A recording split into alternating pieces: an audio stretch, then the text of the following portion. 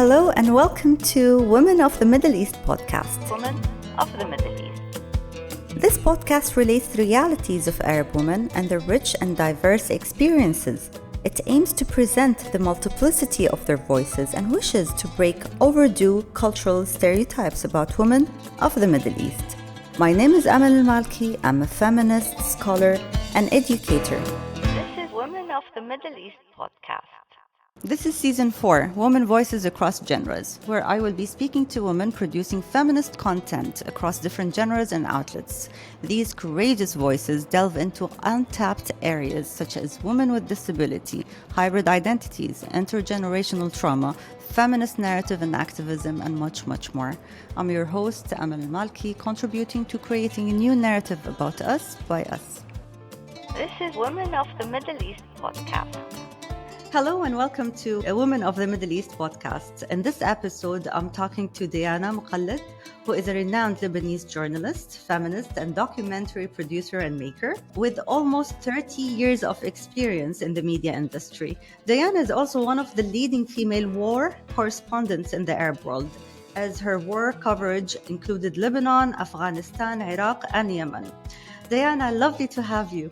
Thank you so much. I'm very pleased to be with you. Thank you. And congratulations on your recent award, the laureate of one IFRA, Women in News Editorial Leadership Award of 2022 for the Arab region. Tell me, what does this award mean to you? I was happy to receive the award. I mean, at the end, it's a recognition not only for me, for what women have been doing in the Middle East and the region. It's not an easy path for you to be a woman. It's more complicated if you want to be a war correspondent or a journalist or in a leading role in journalism. So this recognition is I'm happy with it, and I think lots of women deserve something like these awards in the region. We have good talents, we have strong women trying to make change in journalism and on all other fields. So I'm happy to have it. Mabruk, wallahi, well deserved. Let's talk about women in media, talking about how difficult it is for women. One of the many findings of my book, Arab Women in Arab News, that was published in 2012, is the absence of women in hard news in the Arab media. Why are women still absent or made absent in hard news in the media? And not just in reporting the news, but also in being depicted in the news. What do you think? Well, when you look at the women presence in general, you will find that women are not that active in the public field as much as they should. They are half and sometimes more in the society, but restrictions that they are facing, whether social or laws or practices, women are being discriminated against. And when a woman is not being treated equal within her core family, it's hard for a woman to be active and public and strong in the public field. So I think the core issue why we don't have enough or good women representation in several fields, including journalism, is the fact that women are struggling to achieve themselves. First, they have to struggle within their families, within their studies, within the law, within so many obstacles that are being faced with. And then we are asking why they are not visible enough. Because they face lots of challenges their men counterparts don't face.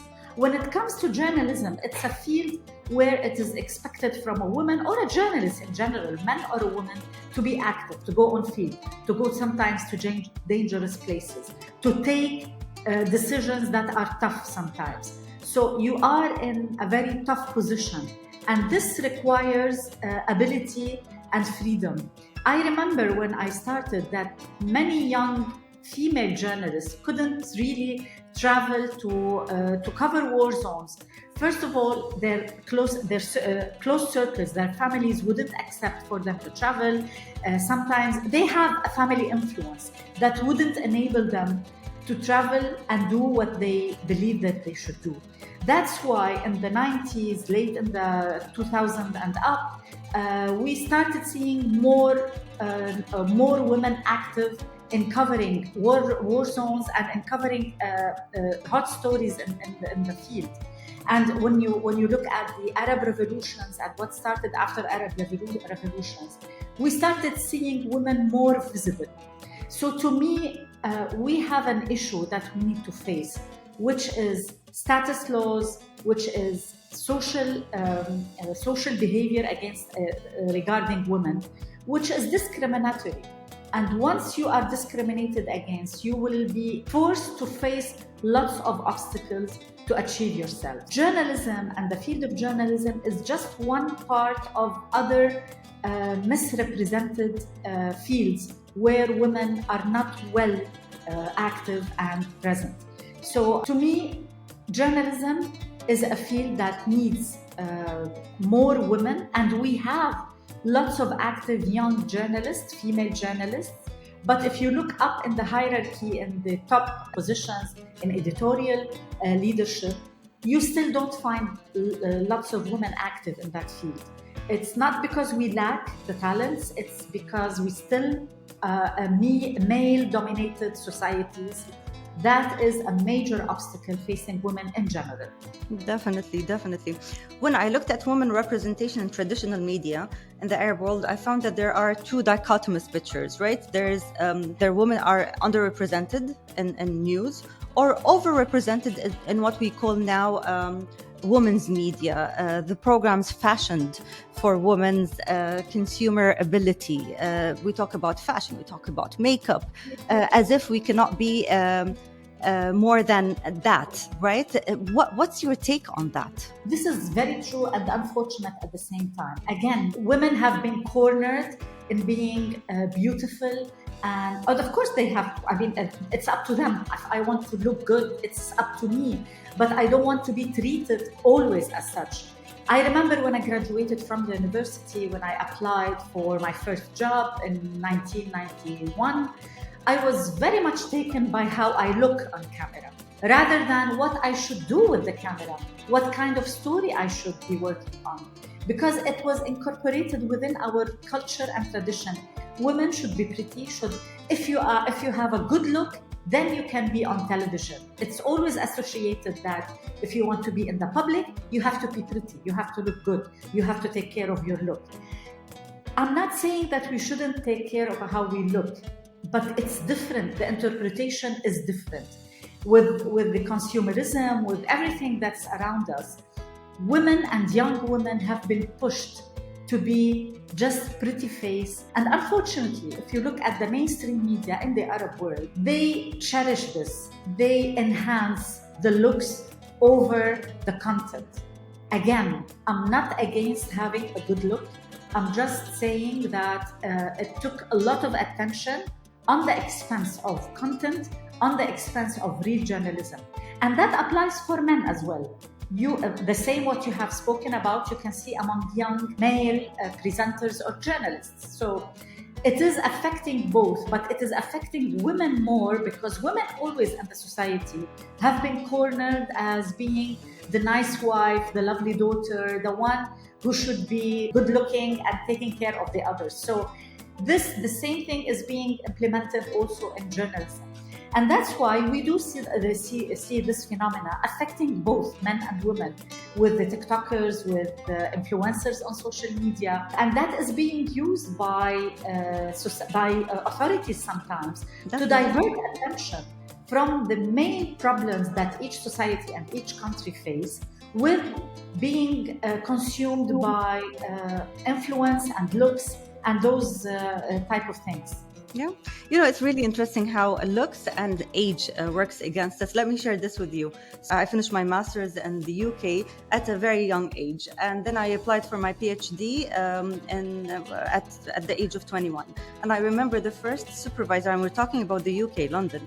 So the first supervisor, who was actually of an Arab origin, looked at me and said, "Aren't you too young to work on your PhD? Why don't you go back home and get married?" So I was young, to venture into academia and PhD and research, but not young to get married and have children. And age plays a huge role, whether you're too old to do something or you're too young to do something.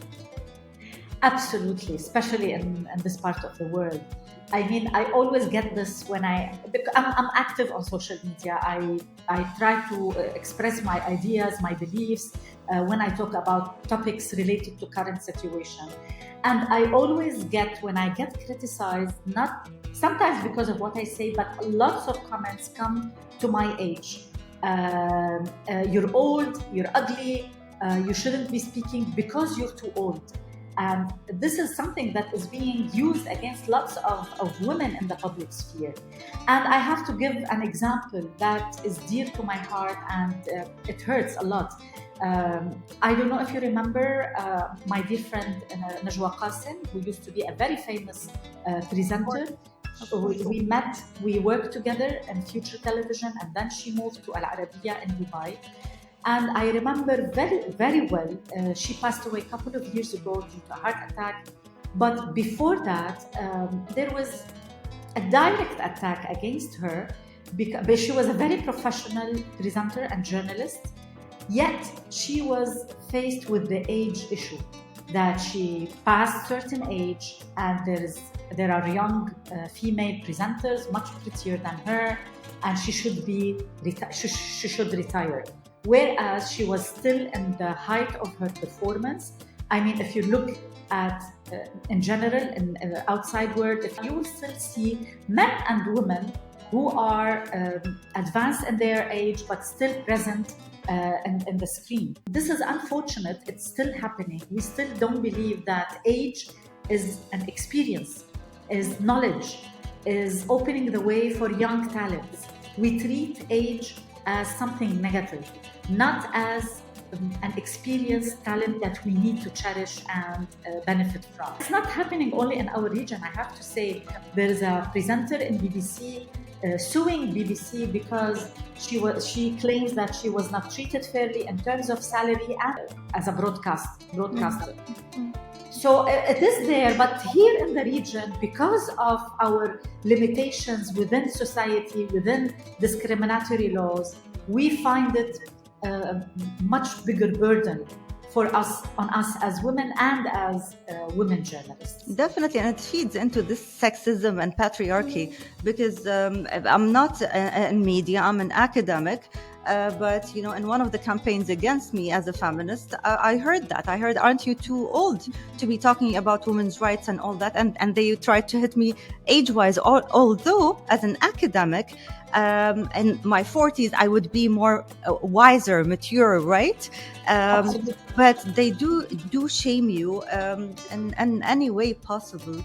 It's very unfortunate. It goes back to, you know, the culture and the way they perceive and oppress women. Let's talk about new media. So Diana, you are the co-founder and managing editor of Daraj Media, an independent media platform that addresses controversial issues underreported in the Arab region. You also host a podcast series on Daraj called Noon, which I watch and I love, critical feminist conversations.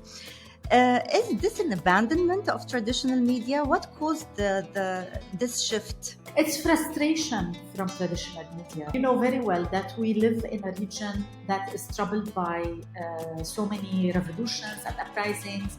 Since 2011, there has been a wave of unrests that caused lots of injustices. We've seen autocratic regime having larger grip upon mainstream media. So the space for independent voices, for progressive voices, for women voices have been limited or controlled by regimes and those who are in authority. We have experienced that across the region. I would like to speak about myself. Before the Arab Spring, before the Arab revolutions, my motto within media, I worked in a mainstream media. I used to cover the stories I can cover properly and without any censorship. The stories that I feel that there will be a kind of limitations due to political reasons, I try to avoid. But to me, after 2011 and after the Arab revolutions and after so much blood and injustices, I felt it's about time to have a shift and have an independent place where I can cover all topics, whether social, political, issues related to LGBTIQ community, issues related to freedom of speech without any limitation or censorship. I dealt with several mainstream medias in terms of print articles or film productions, and I couldn't feel myself doing it again. That's why I started looking for a shift. And to be independent editorially, you have to be financially independent. So that's why the shift was towards trying to have a platform. It's a small platform that was founded in 2017. We take funds from independent institutions that does not practice on us any editorial leverage. Our editorial line is independent, and we try to prove that through our coverage. It's true that we are progressive. We want to push boundaries when it comes to women's rights, when it comes to everybody's right in the region, without compromising that. And this is why we look carefully at the source of our funding, and this is why we try to thrive by improving our business model to be able to sustain our funding and our financial independence, to maintain our editorial independence. So this is the shift it is related also to me being a woman, a female journalist, a person who is experiencing or witnessing and covering lots of injustices happening around me, affecting women and lots of marginalized groups in the society, whether in Lebanon or in the Arab world. So this is the shift towards independent media and platforms that could use online, could use podcasts, could use social media as a mean of communication and broadcast. Yeah. So this is the shift. It came from here. And we've seen after 2011 several independent media, independent voices trying to prove themselves. And I think this is very healthy and very much needed in our region. And we see how cyberfeminism has also emerged due to new media. How do you see cyberfeminism or feminist digital activism in the Arab world? Of course, there are well-established feminisms in the Arab world prior to the digital revolution, but cyberfeminism has taken off in areas, geographical and cultural and traditional areas that needed that space for them.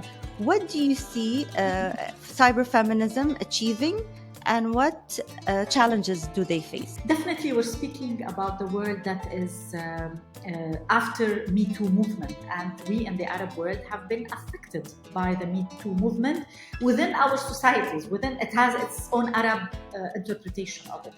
First of all, let me say, the word feminism itself, it's a new concept that is being used in the Arab world. I remember myself, 15 years ago, I would call myself as a women activist or a women journalist. I wouldn't label myself as a feminist. But now, with experience, with time, and with age, I do call myself a feminist because I have explanation for that. Feminism, it's a political movement. It's beyond just women's rights. It's a political movement that calls for equality for everyone, all marginalized groups, including women, that does not compromise on certain issues that is being hidden or highlighted by other movements. So to me, feminism is something I believe in, and I proudly call myself a feminist. With cyber feminism, I'm happy that you are using this term because, yes, we've been witnessing this with the technological revolution. Everybody has the ability to have a voice. With your phone, with your own platform, you can be influencer, you can be a feminist podcaster. So I think this is enabling lots of independent voices to express themselves. It has its counterpart, a counter-attack, which always happen whenever you have a technological revolution, which is the anti-feminism attack, which is very strong, and we've seen it with lots of platforms. You see feminist voices criticizing and attacking and mobilizing after crimes like the one we've seen, like Mayra Ashraf, what happened in Egypt, and lots of these violent attacks against women just for saying no. So we see counter attacks, and we see women sometimes, because feminism and misogyny is a way of thinking. It's not about gender. You can be a woman and you can be a misogynist, and you can be a man and you can be a feminist. So it's a way of thinking. I'm not attacking a gender, I'm attacking a way of thinking. So I'm just giving the example of Nayera Ashraf and what it created after this crime. We've seen feminist discussions asking for more accountability and more discussion about women's rights. And at the same time, we've seen people talking about how you look and talking about a crime of passion, قتلها عشان بحبها, trying to justify the crime. I'm just giving this example as an exemplary of lots of other examples where you have this discussion. Where does it end? Where does it stop? To me, it's an open discussion and we need it. I know there are lots of limitations and attacks, but it's needed. We need this. We don't have it in our public space. Why we are using social media? Because public discussions is not open at that much. So that's why we find people using the social media pages, whether TikTok, Instagram, etc., and trying to have a discussion. Sometimes it's toxic. We have seen platforms like Fitra, like others, who are using diverted slogans to attack feminism and openness. So it goes two ways. But again, having discussion is key to be able to understand and talk and try to divert those who have radical opinions towards progressive ideas. The lack of access to the public sphere for some women is more difficult than other women. So there were movements prior to Me Too movement in Saudi Arabia, for example, right? All of the campaigns for driving happened way before that. Unfortunately, we saw how this has ended. But again, if the culture, if the people, as you said, if the mindset is against women, then this will spill over the digital sphere as well. So we see the bullying and we see the harassment. That takes me to a point that is very important. When you use entertainment, when you use public sphere, trying to consume people with issues to divert them from the real causes. We have seen using in the Gulf region, whether Saudi Arabia and other countries, trying to use entertainment and some social openness to divert attention from political issues, from real causes, from real activism. Women issues you cannot separate women rights from democracy, from our rights to express ourselves, from political activism. So to me, they are inseparable. So what we see now is a way to divert attention. Let's go and have fun. And those who ask for reforms go to prison or being killed. And that applies for so many countries. I'm not talking about one country only. Unfortunately, the Arab region, the Arab world is still struggling when it comes to democracy. And women, unless we have a democratic regimes and democratic approach, we will struggle as women to achieve our rights. But it's a struggle that we are all, I personally am willing to go for. And I think we deserve better future. And this is why we in the media believe that we need independent voices, even if we only have small platforms, but it's a battle worth taking. Following up on what you said, especially in our part, in the Gulf region. So in other regions, you have a robust civil society, you've got women organizations. In the Gulf, you rarely find that, except for a couple of countries here. So you would see state feminism, tokenism, a state feminism that polishes certain women for the outside world to see and say, oh, wow, look at them. They're doing very well in terms of women's rights. That's true.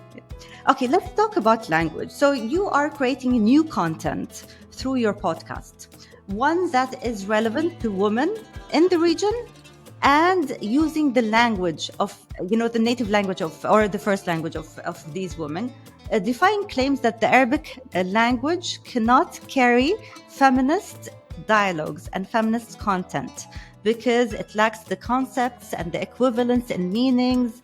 مثل, like gender, for example, we don't have an equivalent for gender.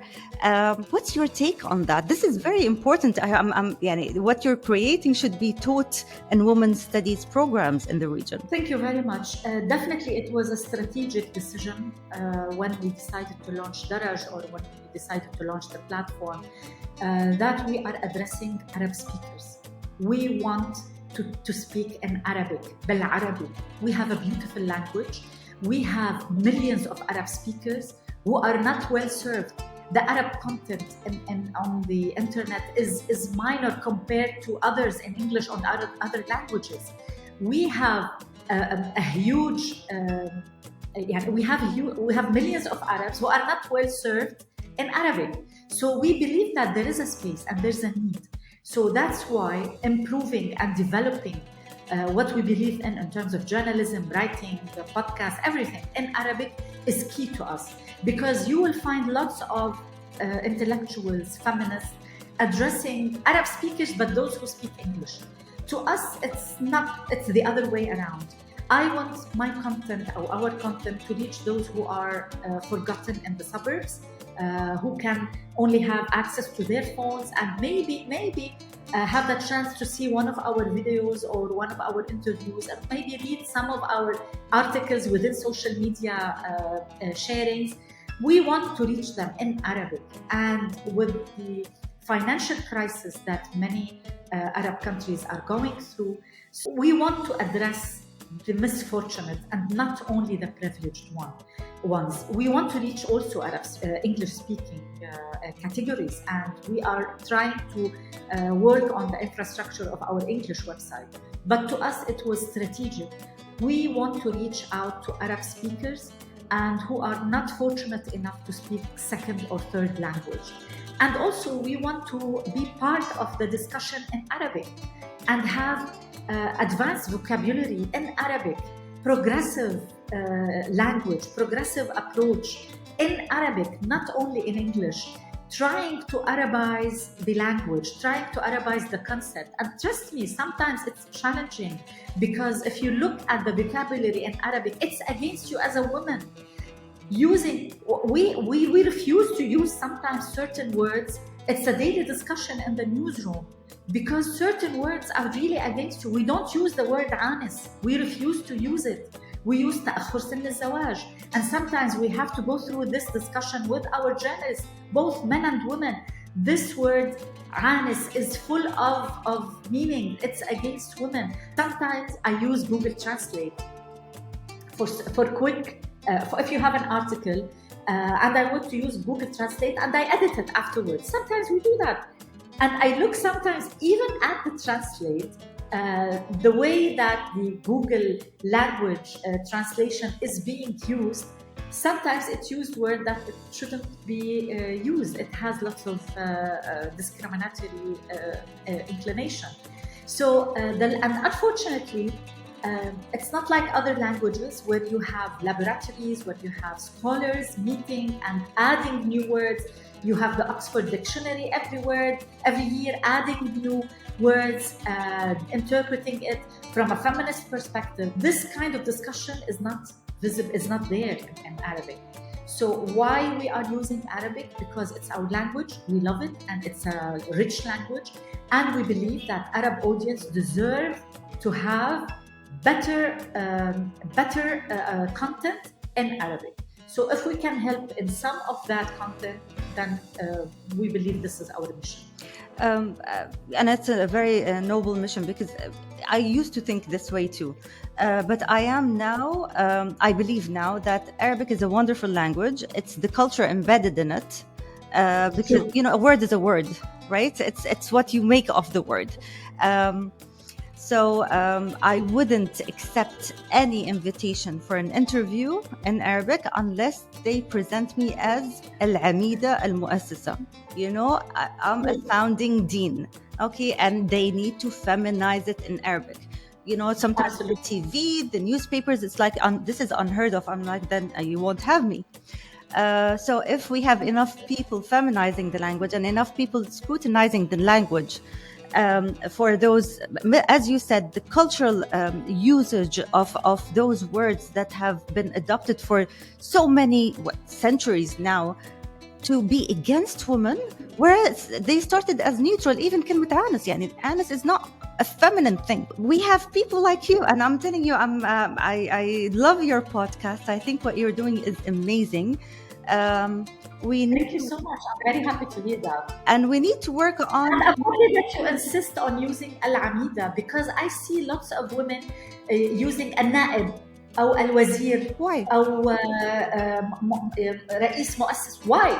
We have to feminize it. Definitely, I agree with you. Yeah. Okay, Diana, let's speak about Lebanese women. So Lebanese women benefit from a very strong and robust civil society, but they're disadvantaged by multiple factors like lack of government, sectarianism, and other factors, of course. During the October Revolution, we witnessed women reclaiming public spaces and at the front lines of the protest movements, fearlessly demanding a change in the political status quo. They use their platform to address the marginalization they have experienced for so long. Yet Lebanese women's rights remain stifled. What would you say are the biggest or the greatest obstacles still ahead of women's equitable position in the Lebanese society? Thank you so much. Yes, I was in the streets in the protest of 2019. I was very happy to see young women being very visible and bold and chanting for their rights. And that was seen by the world actually at that time. It's true, we have active women in civil society and in society in general. The thing is, women in Lebanon are visible in the media, in the public sphere, but they are totally discriminated against when it comes to laws. In Lebanon, sectarianism is the main obstacle in politics and in women's rights. Why I'm saying that? In Lebanon, we have 18 sects and we have 15 status law discriminated among sects in Lebanon. So this is really something, a major obstacle. And it's being cherished by religious figures and by many politicians and leaders as a way to maintain the diverse fabric of the Lebanese society. It's a big lie that if we get rid of our sectarianism, then we will lose our fabric. That is not true. We need civil law. We need civil law that controls how we get married, how we divorce, how we inherit, how we give custody. I mean, in Lebanon, if you look at Sunni women and Shia women, one woman can have custody at the age of 14 and the other at the age of 2. What's the difference between them biologically? They are two women. They are discriminated against. All laws in Lebanon, all status laws in Lebanon discriminate against women. They put men on an upper category, whether a father, a brother, he is the wali al-amr, he is the guardian of the family. And that applies for so many Arab countries, by the way. So this is a key issue in struggling that we need to achieve to be able to have better positioning in society. We really need to start with our status laws.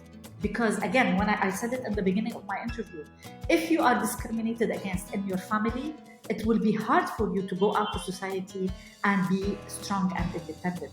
And we've seen it in elections. I remember in elections of 2018, a study was made on female candidates and what type of troubles and difficulties they have faced. Many of them have campaigned and have run for elections against the will of their spouses or their families. Yeah. And they faced lots of difficulties, and sometimes their families stood against them. And it was a major obstacle for them. So what about other women who couldn't run for elections because they didn't find the support they needed?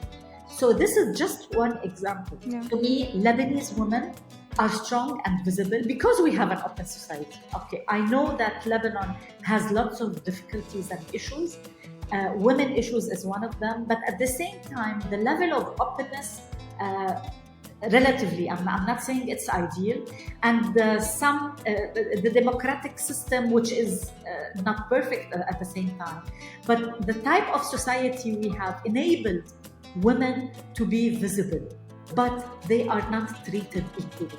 And if you look at the political representation in Lebanon, it's one of the lowest in the world. And the major obstacle, from my perspective, is the sectarian fabric and the sectarian laws that govern our lives and our politics in Lebanon. I'm just like you. It took me so long to be able to internalize what feminism means to me and call myself a feminist. And I'm a very proud feminist as well. And you talked about the counter, of course, narrative that people are using now against feminists in the Arab world, having certain agendas, westernized, against family values, against religion, culture, and all that. What would you say? Yeah, would you even dignify it with a response? As an academic, I would say, I know myself. People are going to see what my accomplishments, but I think we are at a stage that we need to find a counter narrative as well. We need to sit down and agree on the main guidelines for all of us to follow when we are faced with such an accusation. What do you think? First of all, let's start with the westernized approach about feminism in the Arab world. If I look at the region, whenever we have a crisis, whether for women, men, refugees, etc., we see people tend to leave and go to Europe and America. They tend to go to Western countries, even the conservative ones. Why? Because there is a functioning society over there.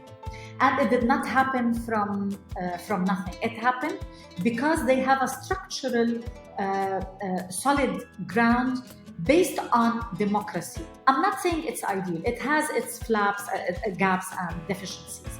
But you have societies that have maintained at least the minimum, the basics that every person needs, men and women and refugee or whomever. Again, we can criticize the West a lot, but I'm talking from my point of view. When women are being discriminated against, we have seen lots of cases among Syrian refugees going to Germany, women asking for divorce the moment they reach Germany because they have been either subject to violence or any kind of mistreatment. And they are conservatives and they are with scarves, they are veiled. I'm not saying that they have left their culture, but they want minimum dignity, minimum basic rights. And they manage to achieve it in a functional system, in a democracy. So asking for democracy is for the benefit of everyone. And here, if you look at the hypocrisy of our regimes, I will speak about Lebanon. I'm sure you will find the resonating examples in the Gulf. In Lebanon, and we didn't so far, women issues and women's rights are in the core of any advanced society. And unless we achieve that, we will be stuck as we are. If you look at any troubled country, in Syria, Iraq, if you look at the wars and refugee issues, and if you look at the atrocities committed against the Yazidis, this wouldn't have been recognized without us approving and reading our text, our culture, and trying to move on. If we keep hiding, then we will not achieve. Yeah, we will not achieve, unfortunately. And unfortunately, because women are not a part of this conversation when it comes to the sacred text, whether it's in Islam and Christianity or in any other religion. I love the Islamic feminism movement, the original one that started with, the feminist interpretation of our Quran. Now, this is a conversation that is valid. In some contexts, as you said, we need to talk about Islam, how it was, how it became, and let's talk about the history and how all of those things evolved through the history. We have a history that is absent, that has been erased. Okay, of all of those, what they try to take us to, back to 1,500 years ago, but has evolved through that history that we don't know about because we haven't studied history. Our history as women in Islam has been erased too. We're banned. We're banned from studying it. The issue is that we are not allowed to have this open discussion. And I agree with you. Sorry for the interruption, but I agree with you fully. We need to have women on the table of these kind of discussions. Yep, agree. The conversation is amazing. I just don't want to stop. But you're going to leave us with many things and ideas to reflect on. But I'm also keen to hear one final statement from you that would inject some hope among all of the feminist activists in the region. Tell me something. Look, I'm dealing with a very serious topic, but I am hopeful. Otherwise, I would have left. I mean, what gives me hope is the voices and the people that I meet on a daily basis. No, I mean, I cannot live without hope. The hope of a better future. I do see lots of promising voices around us. I know it's a long path. I'm not gonna lie to you and say tomorrow everything will be fine. No, it will not be fine tomorrow. But the journey itself is worth taking. I love the journey itself and the people that it's enabling me to meet and talk to and benefit from during this journey. We have lots of people who have nice stories to tell, and during this journey this is what matters. When you talk about age, you talk about journeys and experiences. So I don't want to miss this journey, even if it's agonizing sometimes, tearful sometimes, but it's also has its laughs and hopes and jokes sometimes. It's never one way, it's never one side. Even in the dark, you will find echoes of laughs and joys. And thank you for being a part of our journey as well. It was a pleasure having you on Women of the Middle East podcast. Thank you so much, Amal. I enjoyed talking to you and I hope we meet soon. Inshallah, it was such a pleasure. Thank you for listening and watching. To stay up to date with Women of the Middle East podcast, you can subscribe and don't forget to rate us. If you would like to contact me directly, you can do so on Instagram or Twitter or via email. This is Women of the Middle East podcast.